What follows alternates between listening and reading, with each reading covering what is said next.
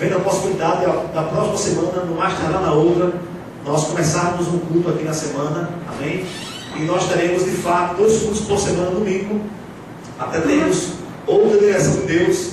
E eu creio que esse trabalho vai crescer, não para a minha glória, não para a sua glória, mas para a glória do Senhor. Amém? Amém. Meu irmão, quero dizer a você, se você deseja um culto na sua casa, não se preocupe com multidões. Se você tiver um vizinho, 2, 3, que quer ouvir a palavra, nós teremos o prazer de ir lá, levar a palavra para ele, ok? Eu posso ir, ou pessoas de minha extrema confiança e capacitadas para levar a palavra nos lares. Então, se você deseja fazer um culto na sua casa, tem um vizinho, nós estamos prontos para ir lá e fazermos o que Deus quer que nós façamos: pregar o Evangelho a toda criatura e levar luz para os lares. Amém, irmãos? Amém? Graças a Deus. Quero falar hoje à noite, eu podia nomear a mensagem, o título da mensagem: A Espera de Milagre. Amém? Fala comigo, a espera de milagre. A espera de milagre. Eu achei um nome bem interessante, é um nome de um filme que passou um tempo atrás, e eu achei interessante esse título para a mensagem. Eu quero de fato ensinar a você como se portar na sua vida cristã, para que o milagre de Deus possa alcançar você. Como você deve se comportar. Eu sei que existem milhares de formas, milhares de princípios que eu podia aqui ensinar para vocês, de como você poderia se portar para esperar, para experimentar o milagre na sua vida. E eu, de fato, separei algumas coisas que eu quero falar, com os textos que o Senhor trouxe ao meu coração. E de antemão eu quero que você abra lá em Lucas capítulo 4, por favor. Lucas capítulo 4, irmãos, eu estou muito feliz. Eu percebo que a unção está crescendo na minha vida, amém? Aleluia. E que nós vamos avançar, em nome de Jesus, amém? Aleluia. Lucas capítulo 4, por favor. Os amados irmãos, abram lá. Na sinagoga, depois de ser ungido pelo Espírito Santo, ele passou pelo Rio Jordão, ele foi batizado. Após ser batizado, no capítulo 3, ele entra no deserto. Ele vai ser tentado pelo diabo, mas ele passa por aquele processo de tentações. E ele sai do deserto no poder do Espírito Santo.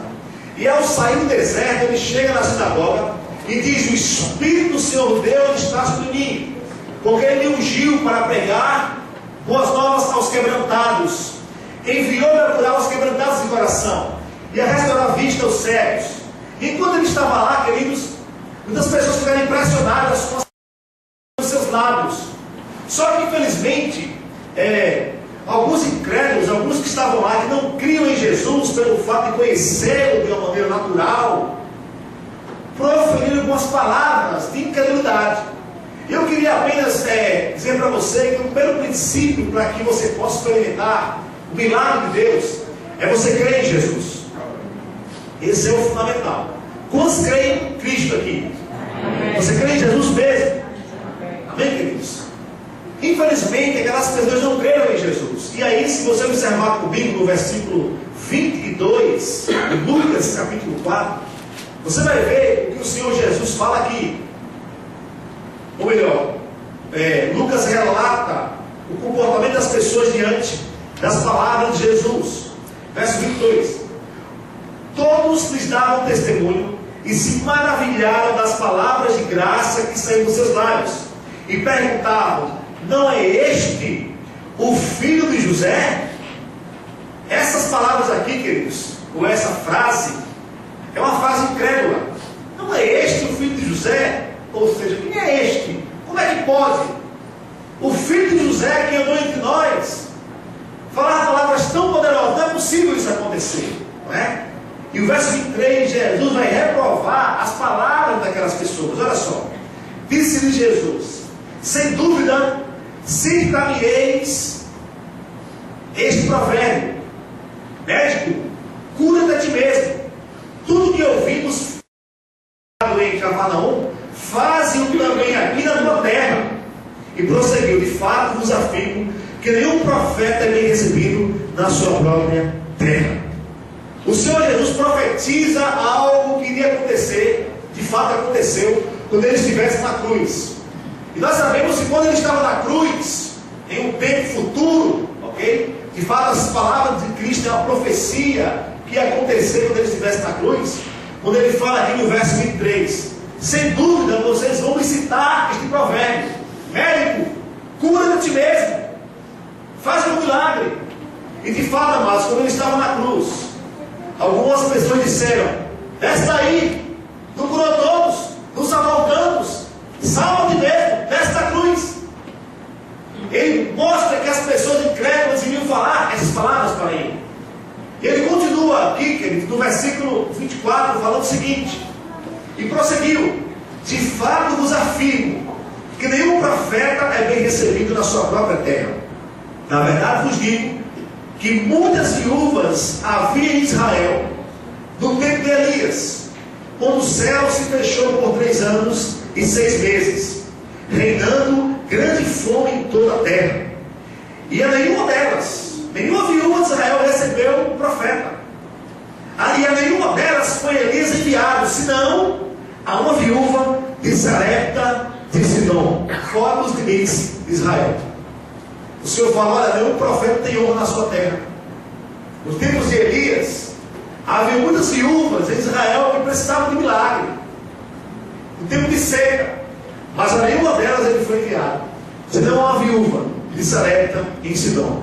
Eu quero ver com você essa passagem da Bíblia, a qual Jesus se refere em Lucas 4, essa viúva. Abra comigo lá em 1 Reis, capítulo 17, por favor. 1 Reis, capítulo 17. Louvado seja o Senhor. Aleluia. Fala comigo: Deus é bom. Deus é bom. Aleluia. Lucas, capítulo 7. Deixa eu achar aqui a passagem.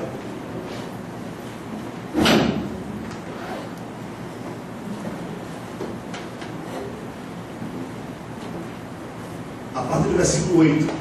Ok? A partir do versículo 8. Olha só, queridos, eu falei para você, primeiramente, que você precisa crer em Jesus. Amém? Quantos creem em Cristo aqui? Amém. Ok? E aqui em 1 Reis, capítulo 17, fala assim. 1 Reis, capítulo 17, versículo 1, versículo 8. Eu abri a Bíblia em inglês aqui. Eu não falo inglês, tem que abrir em português. Amém? Graças a Deus. Então, vamos lá. Reis, capítulo 17, versículo 8. Olha só. Então veio a palavra do Senhor dizendo: dispõe-te e vai para Sarepta, que pertence a Sidom. Eu estou aqui mostrando o exemplo de Cristo, ok? Essa passagem da viúva. Versículo 9: dispõe-te e vai para Sarepta, que pertence a Sidom, e demora-te ali, onde ordenei a uma mulher viúva que te dê comida. Primeira coisa que você precisa entender para experimentar o milagre de Deus, o que você precisa ter é direção divina. Fala comigo: eu preciso ter direção de Deus. Amém? Observe só que Elias, ele ia ser mantido, ou sustentado, alimentado por uma viúva. E o Senhor fala: Elias, dispõe-te, vai para Sarepta e demora-te ali, onde eu ordenei uma viúva que te dê comida. Queridos, a direção de Deus, que veio claramente para Elias, só foi percebida porque ele tinha comunhão com Deus. E se você quer, amado, experimentar milagre na sua vida, você precisa ter a direção de Deus. Amém, amado? Se você quer provar sofrimento, se você quer provar cura, se você quer ter sucesso na sua vida cristã, você precisa experimentar a direção de Deus. E direção só vem pela comunhão. Quantas vezes nós sofremos com decisões que nós tomamos na vida, porque tomamos decisões debaixo de pressão, ou decisões debaixo de coisas aparentemente possíveis, fáceis de se conseguir. Você vai ver que nesse caso aqui, não era fácil. Essa viúva era pobre. Eu nem sei se Elias imaginava que essa mulher era pobre, mas ele apenas seguiu a direção que Deus deu para ele. vá para lá, porque eu, o Senhor, já ordenei uma viúva que te dê comida. Amém, queridos? Nós precisamos desenvolver comunhão com Deus. Comunhão com Deus é desenvolvida pela oração e pela comunhão na palavra. Quando você é um homem de oração, mulher de oração, e uma pessoa que dedica-se a se alimentar da palavra de Deus, você vai ter direção segura e você não vai dar passos falsos. Você vai dar passos firmes. Amém? Deus não quer que os seus filhos deem passos falsos, deem passos errados. Deus quer que você dê passos firmes. Amém, amados? E Elias era um homem que tinha comunhão com Deus. E ele pôde ouvir a voz de Deus, que o mandou até a viúva, onde ele seria alimentado. Amém, queridos? Amém. Olha só. E aí o versículo 10 fala assim: então ele se levantou e se foi a Sarepta. Fala comigo, ele se levantou e foi. Segunda coisa, obediência. Amém? Quando o Senhor falar com você, quando você entender claramente a vontade de Deus para a sua vida, quando você receber direção divina, você precisa obedecer. Por que, Flávio, é tão importante obedecer? Porque a bênção de Deus vai estar na obediência.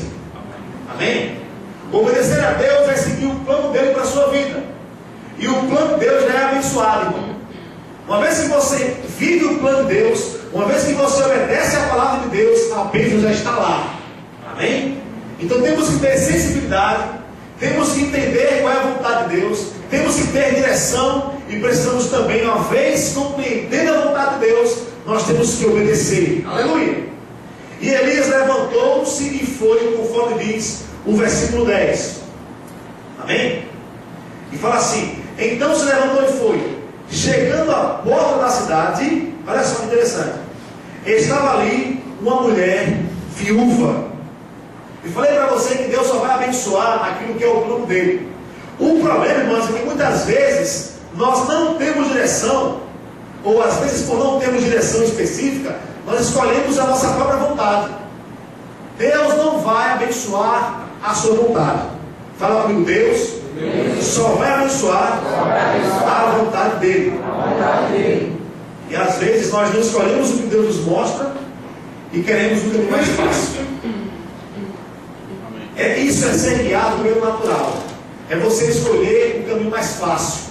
Não estamos dispostos a desenvolvermos uma comunhão com Deus para criarmos uma sensibilidade que nos impulsionará para o caminho certo, para direções seguras. E aí, ao invés de buscarmos em Deus a direção para a nossa vida, nós seguimos o mais fácil. Seguimos aquilo que parece mais tranquilo.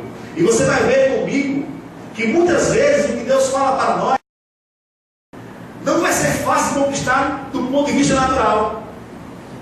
Tem coisas que o Senhor manda você fazer, passos que o Senhor manda você dar, que aparentemente não vai ser fácil de você dar. Aparentemente é difícil. Mas uma vez que você está seguro com a vontade de Deus, não faltará a provisão e não faltará milagre na sua vida, em nome de Jesus. Amém, queridos? Observe só aqui no versículo 10 ainda, o que vai acontecer entre o profeta e a viúva. Olha só, versículo 10. Então ele se levantou e foi a Sarepta. Chegando à porta da cidade, estava ali uma mulher viúva, apanhando lenha. Ele a chamou e lhe disse: traze-me, peço-te, uma vasilha de água para eu beber. Olha, se Deus mandou ele ir para lá, e Deus disse que uma viúva iria alimentá-lo, ele ficou bem à vontade. Eu não sei se ele sabia o que o esperava, não é? Eu nem sei se ele nem imaginava que a mulher era pobre. Mas se Deus mandou vir para cá e disse que a viúva iria lhe sustentar, Deus vai cumprir a sua palavra. Então ele chega lá já querendo ser servido, né? Traga água, por favor. Olha só o versículo 11. Indo ela a buscá-la, ele a chamou e disse: traz-me também um bocado de pão na tua mão. Deixa com ele ali aqui. Amém? Você pode falar: rapaz, ele era muito folgado, viu? Porque a mulher nem foi buscar água, já pediu comida. Ué, Deus mandou ele ir para lá. Amém, queridos? Amém. Olha só o versículo 12. Versículo 12. Porém, peraí que eu perdi o versículo aqui. Porém, ela respondeu: tão certo como vive o Senhor, teu Deus, nada tenho cozido. Eu não sei se eles esperavam por essa aqui.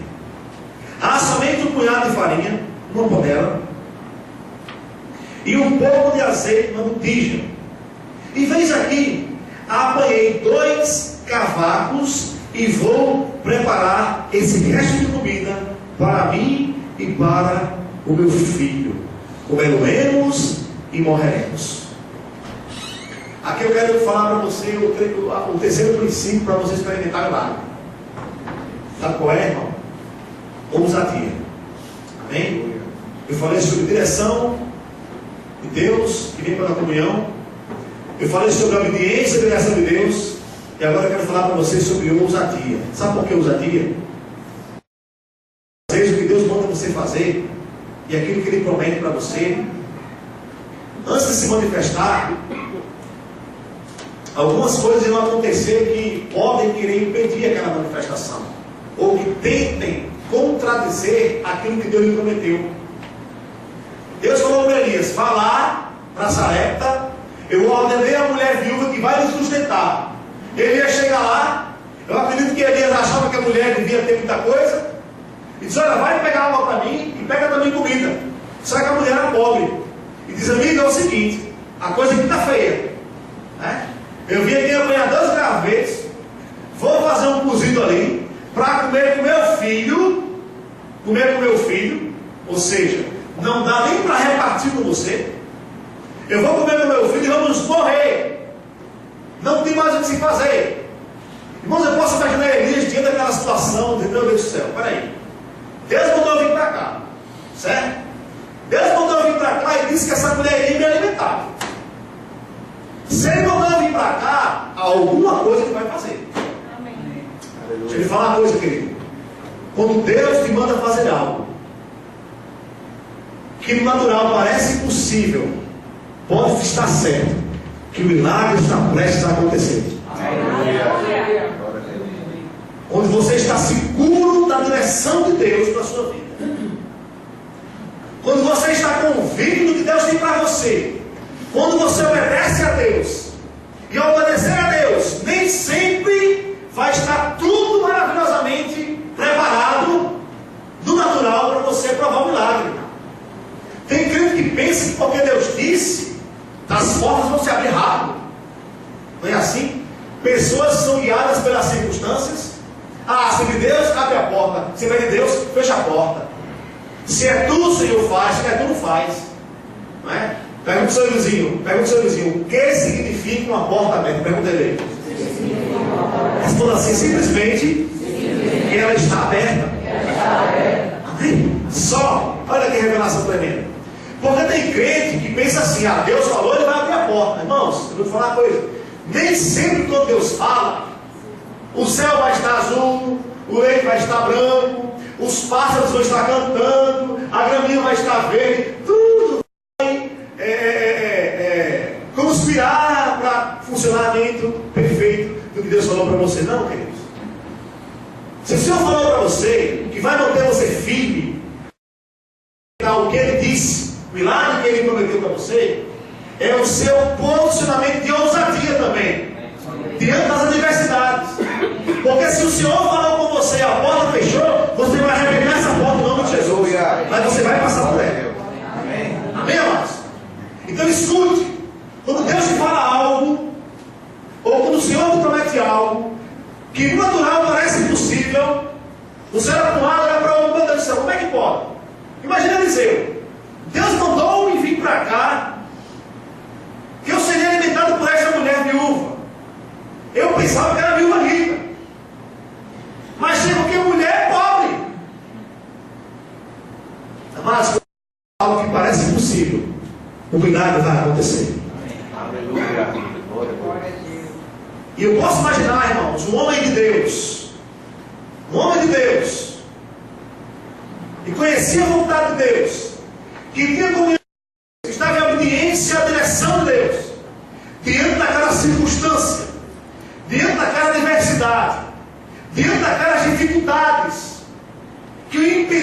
experimentar aquilo que Deus tinha prometido para ele. Ele teve que ter o que, Flávio? Ousadia. Irmãos, e quando vem a ousadia, quando você fala, não, Deus disse. Deus disse.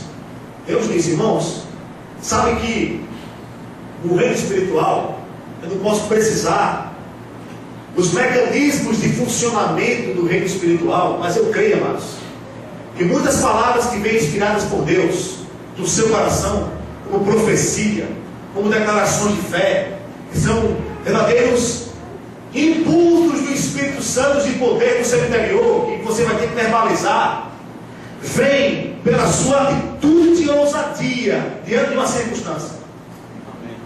Se eles fossem covardes e dissessem assim, eu acho que eu não ouvi bem Deus não, eu acho que realmente Deus não falou comigo, o negócio está meio complicado mesmo, será que Deus quis dizer o que disse? Não, irmãos, Ele não titubeou, amado. Ele não titubeou. Se Deus disse, vai acontecer. Só que esse processo de manifestação, amados, envolveu o profeta também. Deus poderia manifestar ali o que ele quisesse. Só que muitas vezes, amados, o milagre vai se manifestar, mas você vai ter participação no destravamento espiritual para que o milagre aconteça. Nesse caso aqui, o profeta foi participante ativo da manifestação do milagre. E Deus honrou a palavra na boca do profeta. Aleluia. Ele diz, Deus quer colocar palavra na tua boca de poder, amado. Diante da circunstância, diante da adversidade, diante dos impossíveis, se você ficar firme em Deus, e se você for homem e mulher ousados no Senhor, você vai perceber que o peso do Senhor, a palavra de Deus vai borbulhar no seu espírito. E você vai profetizar, você vai falar declaração de fé, você vai falar contra as circunstâncias. E naquelas palavras, irmãos, que serão carregadas de poder, vai haver a manifestação do milagre de Deus. Aleluia! E a mulher disse, olha, o negócio está feio aqui, viu? Eu acho que você bateu na porta errada. Tem convicção sobre o mesmo que vai alimentar você? Não é uma pessoa rica, não. Não é um rei que vai alimentar você, não. Não é uma autoridade que vai alimentar você, não. Elias, opa, não. Deus mandou eu vir aqui na sua porta. Aleluia. E a mulher falou, pois aqui, meu filho, agora está preta, viu? Está fácil não. Há somente um punhado de farinha numa panela e um pouco de azeite na botija. E veja aqui, ó, vim apanhar 2 gravetos para fazer uma fogueira aí, para preparar o resto da comida, para mim e para meu filho. Vamos comer e vamos morrer. E versículo 13 diz, Elias lhes disse, não temas. Diga seu vizinho, não tenha medo. Amados, Deus não deu para você espírito de medo, mas de poder, de amor e de moderação. Aleluia. Não tenha medo. Por muitas passagens nós observamos essa palavra, não temas. Essa frase, não temas. Não temas. Não temas. Irmãos, crer não tem medo, crer tem fé. O medo bateu na porta, a fé foi atender, não tem mais nada lá. Deus não quer você com medo, querido. Deus quer você com ousadia e intrepidez na palavra dele. Aleluia. E o profeta fala assim, mulher, não temas. Eu posso imaginar a palavra de Deus borbulhando no coração de Elias. Ele sabendo que o Senhor iria manifestar um milagre. Aleluia. Ele falou, mulher, não temas. Vai e faz o que disseste. Faça isso, faça a comida lá que você falou que ia fazer. Mas primeiro, faze dele para mim um bolo pequeno e traz-no aqui fora. Faça para mim primeiro. Depois farás para ti mesma e para teu filho. Eu quero abrir um parênteses aqui. Algumas pessoas ensinam de forma errada que o profeta mandou que a mulher fizesse primeiro o bolo para ele e não para ela e para seu filho, porque ele é uma autoridade de Deus, né? E primeiramente nós temos que honrar a autoridade de Deus. ou os homens de Deus. Queridos, eu vou te falar uma coisa. Elias, que era um homem de Deus, e que se ele fosse exigir que a mulher fizesse o bolo primeiramente para ele, porque ele era um homem de Deus, se ele de fato era um homem de Deus, se fosse por esse princípio, ele não pediria que fosse primeiro para ele. Porque o homem de Deus serve primeiramente o próximo. Aleluia. Glória a Deus. Amém? Já viu alguns pregadores falar: você viu aqui, ó, primeiro foi para Deus, é um homem de Deus, profeta de Deus.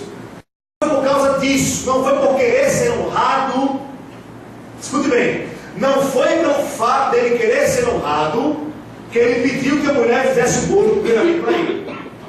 Porque o homem de Deus não quer honra primeiro, o homem de Deus honra as pessoas. Amém, queridos? Amém. Aleluia. Se o pastor Flávio quer colocar o carro na vaga, ele vai ter que chegar cedo. Amém. Tem vaga especial para o pastor Flávio não, irmão. E se tivesse, eu daria para alguém, porque o homem de Deus serve as pessoas. Amém. Amém? Então por que ele mandou Flávio e a mulher fazer o primeiro bolo para ele? Para observar a fé daquela mulher. Não é fácil, irmãos, para uma mãe tirar da boca do filho para dar para outra pessoa. Ela teria que acreditar na palavra do homem de Deus. Ele queria experimentar a fé daquela mulher. Porque para uma mãe deixar de fazer para o filho, você observa comigo no versículo anterior, que ela mesmo disse: eu vou fazer esse cozido aqui, fazer um bolinho, vou comer com meu filho, vamos comer, vamos morrer. Não é fácil, irmão, para uma mãe ouvir aquelas palavras. E ele falou: vá lá e faça, agora traga comigo para mim. Ele queria experimentar a fé daquela mulher. Aleluia. Traga primeiro para mim, depois você vai fazer para você e para o seu filho. Versículo 14: porque assim diz o Senhor, Deus de Israel. Aleluia. A farinha da tua panela não se acabará. Aleluia. Aleluia. E o azeite da tua botija não secará. Amém. Não faltará, até o dia em que o Senhor fizer chover sobre a terra. Aleluia. Olha aqui, queridos, o milagre de Deus. Aleluia. Olha aqui a ousadia. Ele falou para a mulher: não tinha medo. Irmãos, para ele falar para a mulher: não tinha medo, isso quer dizer que ele mesmo não estava com medo. O profeta não tinha medo daquelas circunstâncias. O profeta não tinha medo daquela falta. O profeta não tinha medo daquela adversidade. Você, meu irmão, não pode ter medo da falta. Você não pode ter medo da circunstância. Você não pode ter medo da adversidade. Você não pode ter medo da doença. Você tem que ficar firme em ousadia, mas o milagre vai se manifestar na sua vida. Aleluia. Aleluia. Assim diz o Senhor: não vai faltar. Aleluia. Fala comigo: não vai faltar. Não vai faltar. Não vai faltar. Não vai faltar. Em nome de Jesus, as portas vão se abrir. Elas vão se abrir. Eu vou arrebentá-las. Em nome de Jesus. Aleluia. Isso é ousadia, irmão. Amém. Isso é intrepidez. Aleluia. Vá lá e faça isso. Aleluia. Acordou lá? Não vai faltar, em nome de Jesus. Amém. Aleluia. Diga o Senhor: não vai faltar. Não vai faltar. Aleluia.